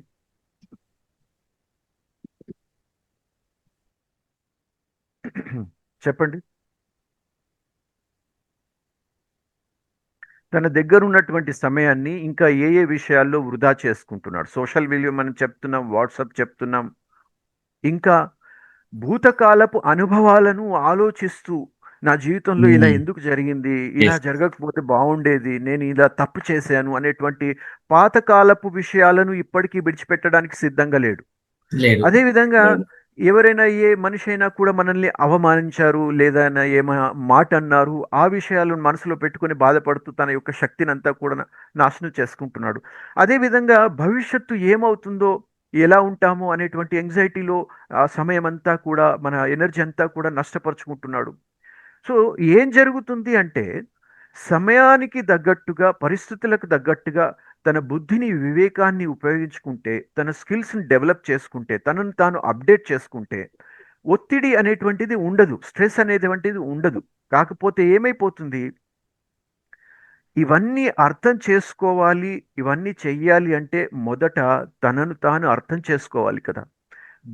ఏ విషయంలో తన యొక్క శక్తి, తన యొక్క సమయం వృధా అవుతుంది, ఎందుకు అవుతుంది, ఈ విషయాలు స్పష్టం కాకపోవడం వల్ల, పాత అలవాట్లను, స్వభావాన్ని విడిచిపెట్టకపోవడం వల్ల, తన యొక్క శక్తిని సరి అయిన విషయంలో ప్రయోగించకపోవడం వల్ల తను ఒత్తిడికి గురి అవుతున్నాడు. ఒత్తిడి అంటే ఏంటి? ప్రెషర్, బరువు. జీవితంలో ప్రతిరోజు ఏ విధంగా అయితే మన వయస్సు పెరుగుతూ ఉందో, ఈరోజు మనం 40, 50, 60, 70 వయసు పెరుగుతూ ఉంది. వయసు ఎలా పెరుగుతూ ఉందో అదే విధంగా బాధ్యతలు కూడా పెరుగుతూ ఉంటాయి. ఆ బాధ్యతల్ని మనం తీసుకొని సరిగ్గా నిర్వర్తించాలి అంటే మన శక్తిని పెంచుకోవాలి. ఎప్పుడైతే మనం శక్తిని పెంచుకోలేమో అప్పుడు ఆ బాధ్యతలు బరువుగా మారుతాయి. ఆ బరువుగా మారడం వల్ల ఆ యొక్క ప్రభావం శరీరం పైన పడుతుంది, మనసు పైన పడుతుంది, మన కుటుంబం పైన పడుతుంది, జీవితం పైన కూడా పడుతుంది. వీటన్నింటికి కారణము మన లోపల ఉన్నటువంటి ఆ యొక్క నెగటివ్ థింకింగ్ అనొచ్చు, లేదా స్వభావం అనొచ్చు, అలవాట్లు అనొచ్చు. వాటన్నింటినీ మార్చుకోవాలి అంటే మొదట స్వయం యొక్క దర్శనం చేసుకోవాలి, స్వయం యొక్క అవేర్నెస్ మనం పెంచుకోవాలి. ఇదే ఈ వర్క్షాప్ లోపల మనం తెలుసుకునేటువంటి ముఖ్యమైనటువంటి విషయాలు. అయితే ఇప్పుడు ఒక 2-3 నిమిషాల కోసం మన అవేర్నెస్ను ప్రాక్టికల్గా ప్రయోగం చేద్దాం. నిజంగా నేను నా జీవితాన్ని నాలో ఉన్నటువంటి శక్తి అనుసారంగా ప్రయోగిస్తున్నానా, లేక కేవలం ఏదో పైపైన నేను ప్రయత్నం చేస్తున్నా అనేటువంటి మీ యొక్క ప్రాక్టికల్ జీవితాన్ని తెలుసుకొని రియలైజేషన్ చేసి చేద్దాం. ఇప్పుడు 4 విషయాల్లో జ్ఞానం ఒకటి అయిపోయింది, తెలుసుకుంటున్నాము. రెండవది ధ్యానం, అవేర్నెస్ ఇప్పుడు మనం చేసుకోబోతున్నాము. మూడవది మెడిటేషన్ అంటే యోగం. యోగం గురించి నిన్న మనం చెప్పుకున్నాం, జ్ఞాపకం ఉందా? 2 విషయాలు, ఒకటి సంబంధం, సంబంధం, సంతులనం. సంబంధము, సంతులనం. సంతులనం. సంతులనం అంటే మనము ఈ రోజంతా కూడా మనం ఇదే విషయం చెప్పుకున్నాము, మనస్సు బుద్ధి యొక్క సంతులనం. దీనికోసం మనం తక్కెడ చూయిస్తారు కదా, బ్యాలెన్స్ అంటే ఎస్. మనస్సు బుద్ధి యొక్క సంతులనం. ఇప్పుడు మనం సంబంధం గురించి చెప్పుకుందాం. సంబంధం, ఇప్పుడు కారు యొక్క 4 వీల్స్ ఉన్నాయి కదా.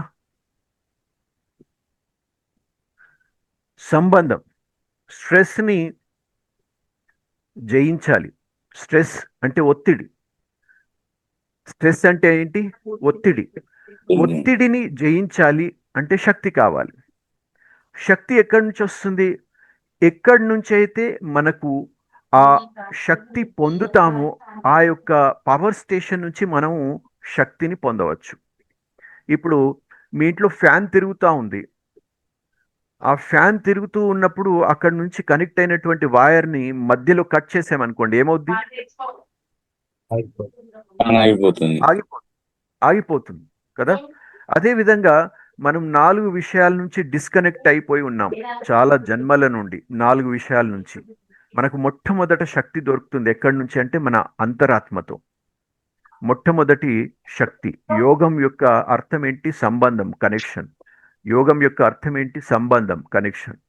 సంబంధం ఉంటే మనకు పవర్ దొరుకుతుంది, శక్తి దొరుకుతుంది. సంబంధం, ఆ రిలేషన్ కట్ అయిపోతే మనకు సంబంధం దొరకదు. ఇప్పుడు ఇంట్లో ఆ సంబంధం అంటే శక్తి దొరకదు. ఇప్పుడు మనం ఇంట్లో అమ్మ నాన్నతో పడ్డాం అనుకోండి, అమ్మ నాన్నతో గొడవ పడ్డాం, అప్పుడు వాతావరణం ఎలా ఉంటుంది ఇంట్లో? డల్గా. ఆ సమయం కోసము రిలేషన్ చెడిపోయింది కదా, సంబంధం కట్ అయిపోయింది. ఎప్పటి వరకు మళ్ళీ మన రిలేషన్ బాగుపడి మనం మాట్లాడలేమో అప్పటి వరకు మనకు అమ్మ నాన్న నుండి ప్రేమ అనేది దొరకదు.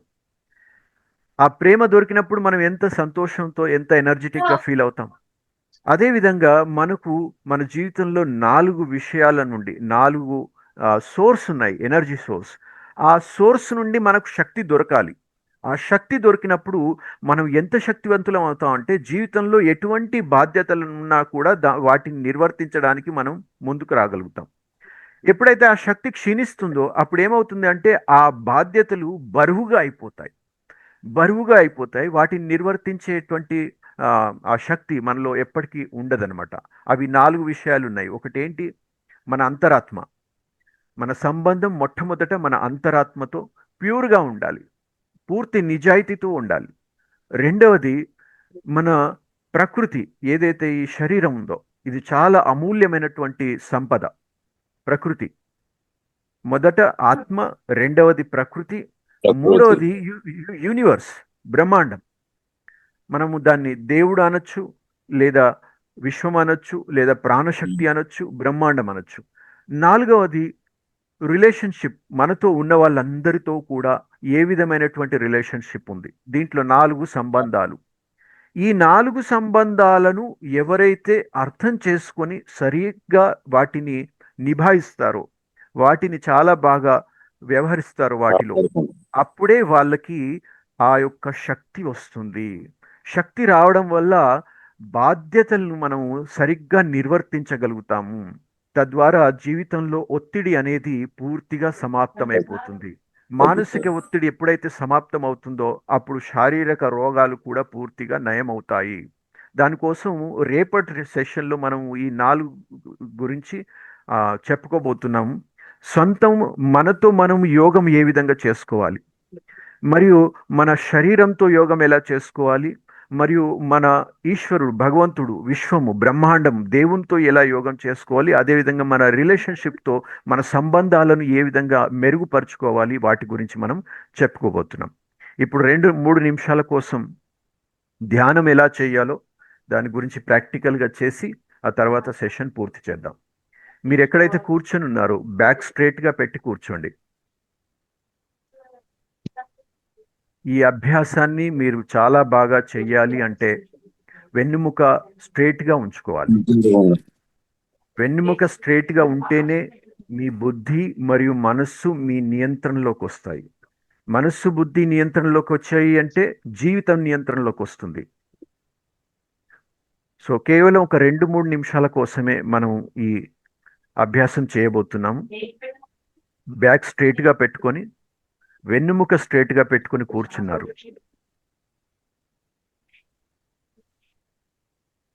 కింద కూర్చోవచ్చు లేదా మీరు మంచం పైన కానీ చైర్ పైన కూర్చున్నా పర్లేదు, కానీ వెన్నుముక స్ట్రైట్గా ఉండాలి. ఒక లోతైన శ్వాస తీసుకోండి, వదిలిపెట్టండి. శ్వాస ఎప్పుడైతే వదులుతున్నారో అప్పుడు అనుభవం చేయండి. ఎలాగంటే మీ శరీరంలో ఏ మూల కూడా ఏదైనా negative energy, negative thought, negative feeling యొక్క ఆ యొక్క శక్తి దాగి ఉంటే, స్టోర్ అయి ఉంటే అదంతా కూడా బయటకు వెళ్ళిపోతున్నట్టుగా అనుభవం చేయండి. శ్వాస ఎప్పుడెప్పుడైతే బయటకు వదిలిపెడుతున్నారో అప్పుడప్పుడు శరీరంలో ఉన్నటువంటి ఏ విధమైనటువంటి నెగటివ్ ఎనర్జీ అయినా సరే అదంతా కూడా బయటకు వెళ్ళిపోతున్నట్టుగా అనుభవం చేయండి.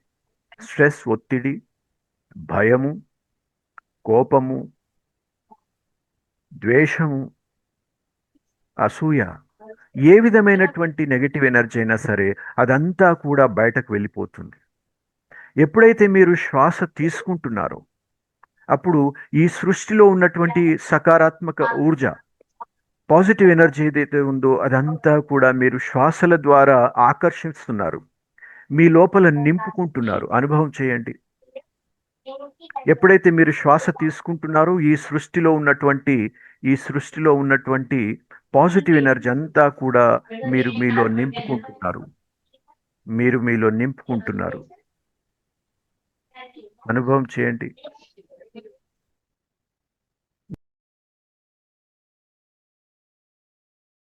మిమ్మల్ని మీరు ప్రశ్న వేసుకోండి, నేను ఎవరిని?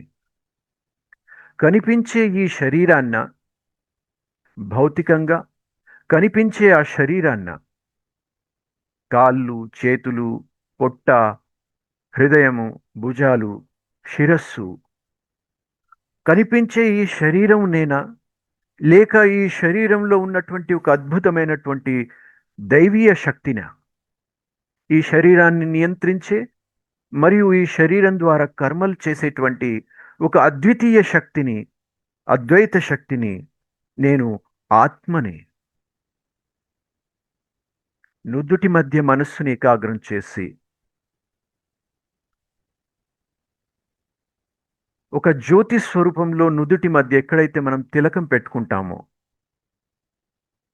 అక్కడ మీ యొక్క ఆత్మ జ్యోతిని అనుభవం చేయండి. దివ్య ప్రకాశంతో వెలుగుతున్నటువంటి ఆత్మ జ్యోతిని అనుభవం చేయండి.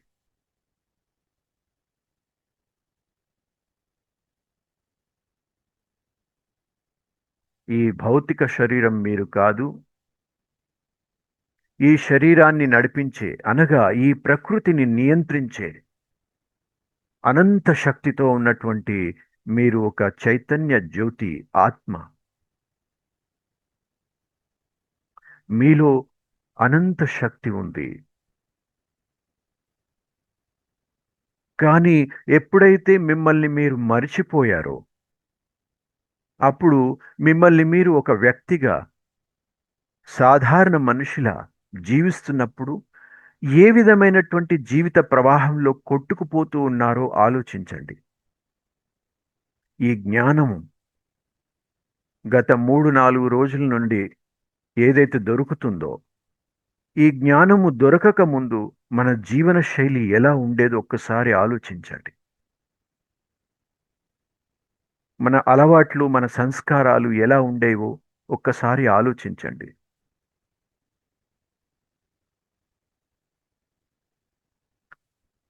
ఏం ఆలోచిస్తున్నాము, ఏ కర్మలు చేస్తున్నాము, ఎటు మనం ప్రయాణిస్తున్నాము, అనేటి స్పష్టంగా లేకుండా ఒక జీవన ప్రవాహంలో కొట్టుకుపోతూ ఉన్నాం. కానీ ఏ కర్మల పుణ్య ఫలితమో ఆ దేవుని యొక్క ఆశీర్వాద రూపంలో ఈ దివ్య జ్ఞానం పొందుతూ స్వయాన్ని అర్థం చేసుకుంటూ స్వయంలో ఉన్నటువంటి అనంతమైన శక్తిని అనుభవం చేసుకుంటూ మనస్సు, బుద్ధి, స్వయం యొక్క అస్తిత్వాన్ని అర్థం చేసుకుంటూ మళ్ళీ మన యొక్క నిజస్వరూపాన్ని అనుభవం చేసుకునేటువంటి అదృష్టం కలిగింది. కేవలం ఈ జన్మ కోసమే కాదు, జన్మ జన్మల కోసం మోక్ష మార్గాన్ని పొందేటువంటి ఒక అద్భుతమైనటువంటి అవకాశం మళ్ళీ మనకు దొరికింది. ఒక్కసారి మీ జీవితంలో ఏదైనా సంఘటనను గుర్తు తెచ్చుకోండి. మీరు చాలా సంతోషంగా ఉన్నటువంటి, ఆనందంతో ఉన్నటువంటి జీవితంలో ఏదైనా ఒక సంఘటన మనసులో గుర్తు తెచ్చుకోండి.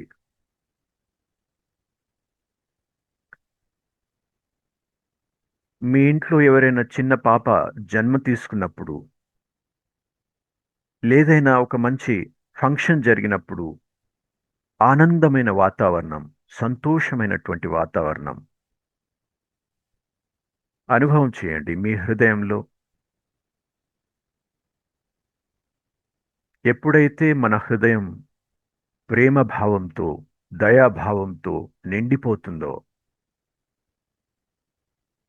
అప్పుడు మనం సంపూర్ణ ఆరోగ్యంతో ఉంటాం, ఆనందంతో నిండి ఉంటాం.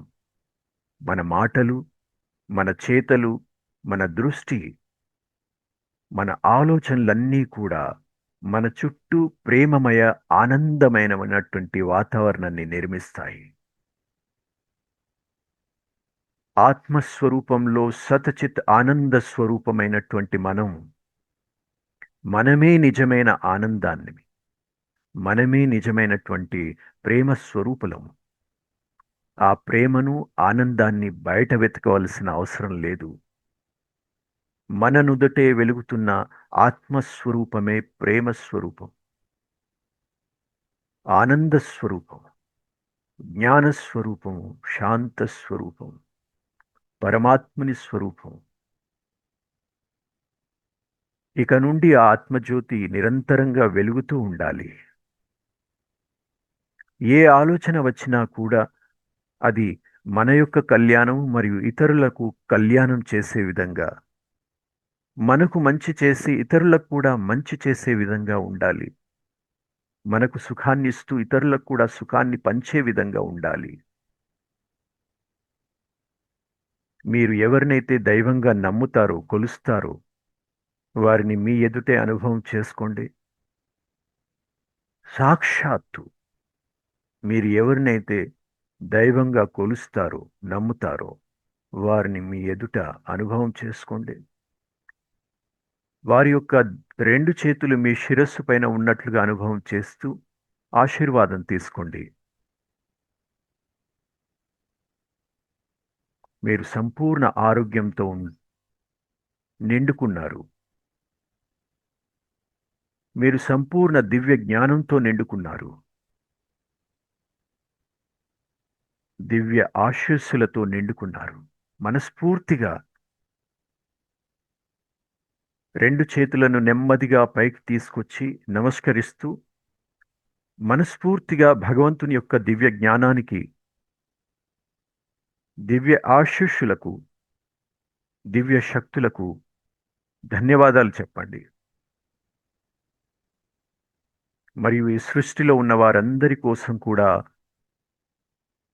ప్రార్థన చేయండి. కష్టంలో ఉన్న ప్రతి ఒక్కరూ కూడా, దుఃఖంలో ఉన్న ప్రతి ఒక్కరూ కూడా అందులోంచి బయటకు రావాలి. సంపూర్ణ ఆరోగ్యాన్ని, దివ్య జ్ఞానాన్ని పొంది అందరూ సుఖశాంతుల జీవనం పొందాలి. సర్వే జనా సుఖినో భవంతు. స్వయాన్ని తెలుసుకొని ఆ భగవంతుని పొందాలి. రెండు చేతుల్ని చక్కగా రబ్ చేయండి, రుద్దండి. కనులపైన, నుదుటిపైన అద్దండి.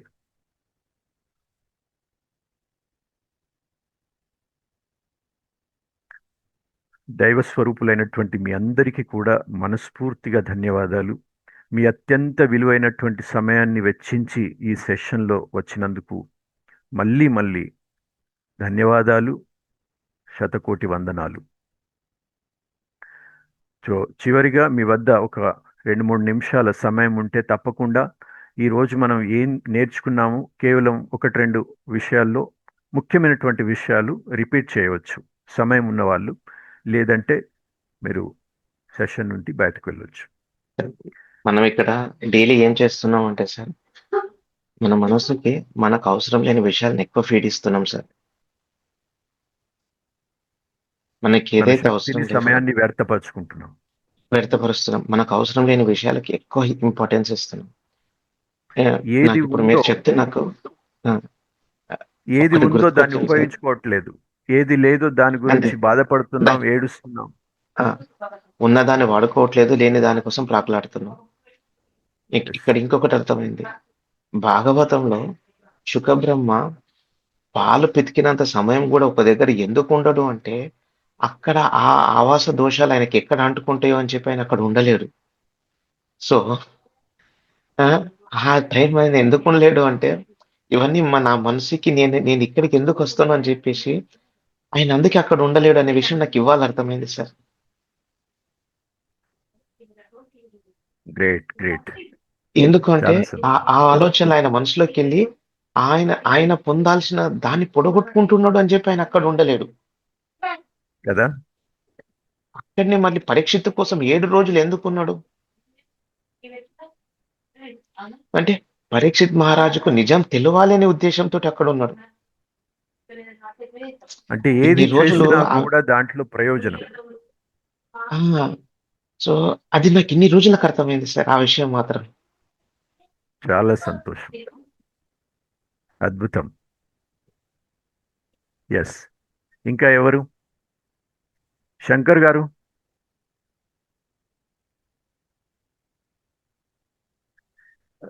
అన్మ్యూట్ చేసుకోండి ఒకసారి, అన్మ్యూట్ చేసుకోండి.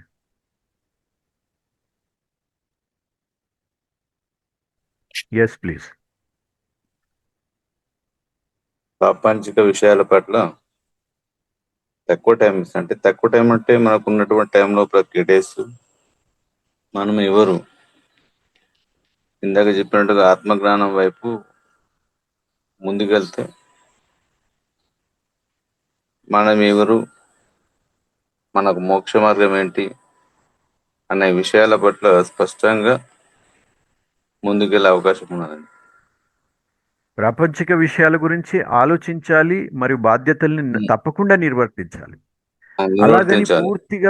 అలాగని పూర్తిగా అందులోనే పడిపోకుండా బ్యాలెన్స్ చూసుకుంటూ మన ఆత్మ యొక్క ఉన్నతి గురించి కూడా మనం సమయం ఇవ్వాలి, చింతన చేయాలి కదా. చాలా సంతోషం. నరేందర్ గారు, మీరు చెప్పండి. అన్మ్యూట్ చేసుకోండి ఒకసారి. అన్మ్యూట్ చేసుకోండి ఒకసారి, మీ మైక్ ఆన్ లేదు. గురువు గారికి గురు పూజోత్సవ దినోత్సవ శుభాకాంక్షలు సార్. సద్గురు పరమాత్మకు ధన్యవాదాలు. నేను ఇక్కడ గురువుని కాదు, నేను టీచర్ని కాదు, మీ శ్రేయోభిలాషిని. మీరు అంటే టీచర్ లాగా అంటున్నాను సార్. యాక్చువల్ గా మీరు చెప్పినట్టయితే ఓన్లీ ఆదిశంకరాచార్యులు గారు, శ్రీ మేధా దక్షిణామూర్తి గారు అందరికన్నా పెద్ద గురువు గారు, దానికి సందేహం లేదు. నిజంగా అయితే గనక ఇప్పుడు మీరు ఇందాక బ్రహ్మ అంటే బ్రహ్మము భ్రమ అవన్నీ చెప్తుంటే శ్రీ మేధా దక్షిణామూర్తి గారి స్తోత్రంలో చాగంటి కోటేశ్వర గారు చెప్పినట్టుగా మనం నిద్రపోయినప్పుడు ఒక కళ వచ్చినప్పుడు అదే ప్రపంచం అనుకుంటున్నాము, అది కాదని మీకు తెలుసు. మళ్ళా నిద్ర లేచిన తర్వాత కూడా మీరు చూసి ఇదే ప్రపంచం అంటున్నారు, అది కాదని కూడా మీకు అర్థమైందని 2 రోజుల క్రితం, అంటే నేను యాక్చువల్ గా అంటే మామూలుగా జనరల్ గా చెప్తున్నాను సార్, ఏం లేదు, 1 minute 2 minutes కంప్లీట్ చేస్తాను. నేను చార్టర్డ్ అకౌంటెంట్ సార్, హైదరాబాద్ లో ఉంటాను సార్, మోతీ నగర్ లో. నేను ఓకే. నా వర్క్ చేసుకుంటూ ఏ టైంలోనైనా కూడా, అంటే అది 4 hours 6 hours ఏది వర్క్ చేసుకుంటూ ఏంటంటే గనక చాగంటి గారి ప్రవచనం కానీ, లేకపోతే అరుణాచల శివ, లలితా పరమేశ్వర్ అంటే బాగా ఇష్టం సార్ యాక్చువల్ గా. అలా వింటూ ఉన్నప్పుడు శ్రీ మేధా దక్షిణామూర్తి గారి స్తోత్రము నిర్వాణ షట్కంలో చూసి, మళ్ళా భగవద్గీతలో చూసి, మేజర్ గా ఏంటంటే నేను తెలుసుకుంది ఏంటంటే గనక మన అన్నిటికీ కారణాలు మన మనసు మాత్రమే అని అర్థమైంది సార్. మన మనస్సుని కంట్రోల్ చేసుకోగలిగితే, అంటే మనం కా- కార్యం మనం ఏంటంటే మన కర్తవ్యం ప్రకారం కర్మను మాత్రమే నిర్వర్తించాలి, కానీ దాని ఫలితం మీద ఆధారపడకూడదని ఎప్పుడో చిన్నప్పుడు భగవద్గీత అవును. జ్ఞానంలో చెప్పినప్పుడు అర్థం కాదు. కాకపోతే ఇప్పుడైతే గనక పూర్తిగా మన మనస్సే అన్నిటికీ కారణం. మన మనసుని కంట్రోల్ చేసుకోగలిగితే అన్ని కూడా మీరు చెప్పినట్టుగా, మీరు పొద్దున చెప్పినట్టుగా బుద్ధి, మనస్సు, మన ఫీడింగ్ ఆ ఇంటెలెక్చువల్ కి ఏదైనా కరెక్ట్ గా ఆలోచనలు ఇచ్చేయగలిగితే గనక తప్పకుండా ఇన్నర్ వరల్డ్, అవుటర్ వరల్డ్, అంటే చాలా మంది నాకు చెప్తుంటారు అనమాట. మనం ఏమి కొట్టినా, ఈవెన్ అరిసినా చాలా సైలెంట్ గా ఉంటుంటారు. నాకు అర్థం కాదు. అంటే they have control their self actually. Yes. ఆ కంట్రోల్ నే మీరు ఇప్పుడు చెప్పిన తర్వాత ముందు మన ఆలోచనల్ని ఫీడింగ్ ఇస్తే బుద్ధి కరెక్ట్ గా పనిచేస్తుంది. అంటే దైవ చింతన, ఇప్పుడు ఇందాక రాజేశ్వరరావు గారు చెప్పినట్టుగా సుఖబ్రహ్మ గారు అలా ఎందుకు ఉంటారంటే గనక, అంటే మనం సత్సంగం, అంటే సత్పురుషులతో కొంచెం ఆ వాళ్ళతో ఉన్నప్పుడు ఏంటంటే ఆటోమేటిక్ గా మనకు కూడా వస్తాయి. ఆటోమేటిక్ గా ఎస్. మనం కూడా మన బుద్ధి మారుతుంది. అక్కడ ఫిల్టర్ అయ్యి మనస్సులోంచి మనకు వచ్చేది కూడా రిజల్ట్ కూడా మనం దేని మీద, అంటే కార్యబంధాన్ని మాత్రమే నువ్వు నిర్వర్తించాలి అర్జున, నువ్వు కర్తవ్యాన్ని మాత్రమే నిర్వర్తించు అని శ్రీకృష్ణుడు గారు చెప్పినట్టుగా అది మరకు ఆ మనసునే కంట్రోల్ చేయమని చెప్తున్నారు. అది అవును. చాలా బాగా నచ్చింది సార్. అది కంట్రోల్ ఓకే. చేయడానికి ప్రయత్నిస్తుంటాము, ఇంకా ఓకే. మారటానికి ప్రయత్నిస్తూ ఉంటాం సార్. చాలా సంతోషం. చాలా సంతోషం. కానీ ఇక్కడ నేను ఒక విషయాన్ని స్పష్టం చేయాలనుకుంటున్నాను. ఏంటి అంటే ఇక్కడ మన ఉద్దేశ్యం ఏంటంటే ఒక ఫ్యామిలీ ఎన్వైర్న్మెంట్ తయారు చేయాలి. అందుకని నేను మీ ముందర ఒక గురువులా, టీచర్లా కాకుండా ఒక తమ్ముడిలా, ఒక అన్నలా, ఒక శ్రేయోభిలాషిలాగా, ఒక మిత్రునిగా నేను మీ ముందరికి వచ్చాను. అందుకని అదే భావనతో మనం చూడాలి. ఓకే, గురువులు చాలా పెద్ద స్టేజు. వాళ్ళంతాగా మనం ఎదగలేం, కానీ ఏదో మన అనుభవాలతో నేర్చుకున్నటువంటి విషయాలు మనం 10 మందికి పంచుకొని మన యొక్క వసుదైవ కుటుంబకం అనేటువంటి మన యొక్క అసలైన సంస్కృతిని మనం నిర్మాణం చేయాలనేటువంటి ఒక ప్యూర్ ఉద్దేశం అన్నమాట, ఇంటెన్షన్. ఎస్. ఇంకెవరైనా ప్లీజ్ మీ అభిప్రాయాన్ని, ఈ రోజు మీరు ఏం నేర్చుకున్నారు, అనుభవం చేశారు, కేవలం 1-2 మాటల్లో చెప్పినా చాలు. Yes sir. ఎస్, రాజు గారు చెప్పండి, మీరు చెప్పండి. మనకు మెయిన్ గా మనం ఈ మన శాస్త్రాలు, పురాణాలు ఇవి చదువుతున్నాం, కానీ ప్రాక్టికల్ చేయట్లేదు మనం. ఎస్. అంటే సింపుల్ గా మనకు అర్థమయ్యే విధంగా దొరకట్లేదు ఎక్కడ. ఇక్కడ అర్థమైంది ఏంటంటే సింపుల్ గా మనకి ఎక్కడ ఫాల్ట్ ఉంది, అంటే ఎక్కడ మిస్టేక్ జరుగుతుంది అనేది కొంచెం క్లారిటీ వచ్చింది. మూలం. అంటే మన ఆలోచనని కరెక్ట్ ఉపయోగించట్లేదు, మనం కరెక్ట్ గా ఆలోచించట్లేదు. కాబట్టి బుద్ధి ద్వారా కరెక్ట్ మంచి నిర్ణయాలు తీసుకుని, ఏ ఆలోచన వచ్చినా అవేర్గా ఉండి, మనకు వచ్చిన ఆలోచనను గమనిస్తూ మనసుకు పంపించి మనసుతో శరీరంతో పని చేయించుకుంటూ ఉంటే హ్యాపీగా ఉండొచ్చు అని నాకు నిన్న నుంచి కొంచెం క్లారిటీ వచ్చింది. ఈ రోజు ఇంకా చాలా కొంచెం జ్ఞానం పెరిగింది. అంటే జ్ఞానం అనేది చాలా ఇంపార్టెంట్ మనిషికి. ఇప్పుడు అంతా అజ్ఞానంలోనే జీవిస్తున్నారు ప్రతి ఒక్కరు, ఒక పశువులాగా. మన తాతలు ముత్తలు తిన్నారు, పడుకున్నారు, లేచిర్రు అన్నట్టుగా మోటుగా. అట్లా కాదు. అన్నమాట.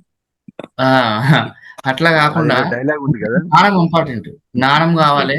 జ్ఞానంతో పాటు ఈ మన ఉద్యోగము, సంసారం ఇవన్నీ నెట్టుకుంటూ పోతేనే, బ్యాలెన్స్ చేసుకుంటూ ఉంటేనే లైఫ్ అనేది హ్యాపీగా ఉండొచ్చని బాగా క్లారిటీ వచ్చింది సార్. Great, great. చాలా చాలా సంతోషం. అద్భుతం. ఈ రోజంతా కూడా ఈ జ్ఞానం మనం చింతన చేయాలి తప్పకుండా. మరియు మనం చిన్నగా ఏదైతే అభ్యాసం చేసాం, ఒక 2 నిమిషాలు 3 నిమిషాల కోసం, నిన్న కూడా మనం చెప్పుకున్న ఒక 15 నిమిషాలు మీకోసం మీరు సమయం ఇవ్వండి అని చెప్పేసి, అదేవిధంగా ఈ రోజు కూడా నేను మీకు చెప్తున్నాను, ఒక 15-20 నిమిషాలు, అర్ధగంట కేవలం మీరు కూర్చొని కళ్ళు మూసుకొని మీతో మీరు మాట్లాడుకోండి. ఈ జ్ఞాన చింతన ఏదైతే ఉందో మనం పొందుతున్నామో వాటిని మీ లోపల దించడానికి ప్రయత్నం చేయండి. కేవలం రిపీట్ చేసుకోండి అంతే. అంతలోనే మీరు చాలా వరకు లోపలికి వెళ్తారు. మనకు వెళ్ళాల్సిందే ఏంటి? ధ్యానం ద్వారా యోగం ఎక్కడ చేయబోతున్నాం? లోపల. అలా చెయ్యాలి అంటే మీరు బయట ప్రపంచం నుంచి మిమ్మల్ని మీరు లోపలికి తీసుకువెళ్ళాలంటే మొదటి స్టెప్ ఏంటంటే సమయం తీసుకోవాలి, కూర్చోవాలి, మీ లోపలికి వెళ్ళి మాట్లాడాలి మీతో. అప్పుడైతేనే మీ లోపల ఉన్నటువంటి ఆ యోగ క్రియ మనము చేయబోతాం. అది రేపు చాలా అద్భుతంగా మనం తెలుసుకోబోతున్నాం. మీకు చాలా కృతజ్ఞతలండి. ఈ సెషన్లో నేను పాల్గొనే అవకాశం ఇచ్చినందుకు శ్రీధర్ అన్నయ్యకి మీకు కూడా చాలా కృతజ్ఞతలండి. జ్ఞానాలు చాలా పలు చాలా విధాలుగా పలు రకాలుగా ఉంటుంది, కానీ బుద్ధికి జ్ఞానాన్ని అందించాలి ముందు. అప్పుడే మన మనసుకి మంచి ఆలోచనలు వెళ్తాయి. మన మనసు ద్వారా మన ఆత్మ అనేది ఆత్మకు శాంతి చేకూరుతుంది అనే విషయాన్ని మీరు స్పష్టంగా ఈరోజు సెషన్లో నేను తెలుసుకున్నానండి. మీ ద్వారా కృతజ్ఞతలు అన్నయ్య గారు. చాలా చాలా ధన్యవాదాలు. ఓకే, సరే, ఇక్కడ మనం సెషన్ ముగిద్దాం. సమయం కూడా చాలా అయింది. అయినా కూడా మీరు అందరూ ఆగి విన్నందుకు చాలా చాలా మనస్ఫూర్తిగా కృతజ్ఞతలు, ధన్యవాదాలు. రేపు కలుద్దాం ప్రొద్దున. మీ హోంవర్క్తో రెడీగా ఉండాలి.